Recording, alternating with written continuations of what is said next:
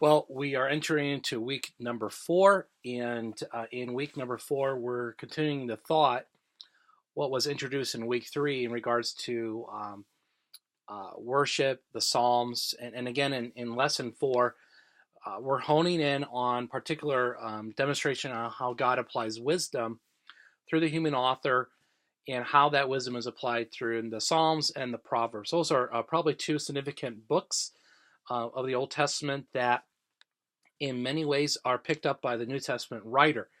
So when we're thinking through the whole story and structure of Scripture, that Scripture flows together. And so the New Testament writer is going to pick up what he sees as important or an important application or principle to be used as Christian doctrine in the New Testament.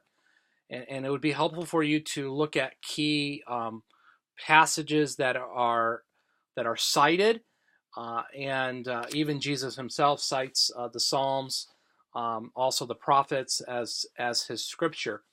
So when we are launched into the New Testament, we're looking at how the writers used the Old, and it's significant. And while we don't have a lot of time to get into the many places where the New Testament writer picks up Old Testament thought, you can see it in Spotlight, and most of our Bibles actually put footnotes if it's a study Bible or it has a cross reference that this passage is being carried in from maybe an Old Testament section. But so what are we wanting to walk away with as it regards to the Psalms? Remember that the Psalms is Israel's hymn book or Israel's song book. It is the way they are worshiping God, the way they are approaching God through personal struggle, personal strife. The writer is thinking and contemplating maybe, why trials have come into their life. And it might be national, it might be personal because of sin and because of disobedience of the nation. And so the hymn writer is expressing their thought in regards to the sovereignty of God, his character, his attributes, and then there is a human response of the writer. Then we move toward the Proverbs, and a whole section of wisdom from Solomon and other writers are also included in that sacred book.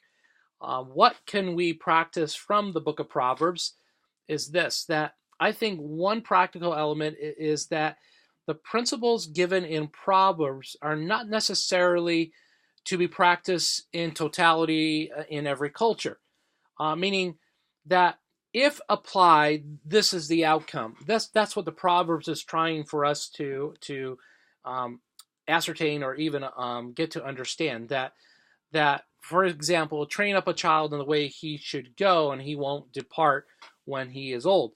Again, that's a general principle that you and I can apply as parents. Shepherding our children doesn't mean that even if we train them by the scriptures and according to the scriptures that they're necessarily going to obey it.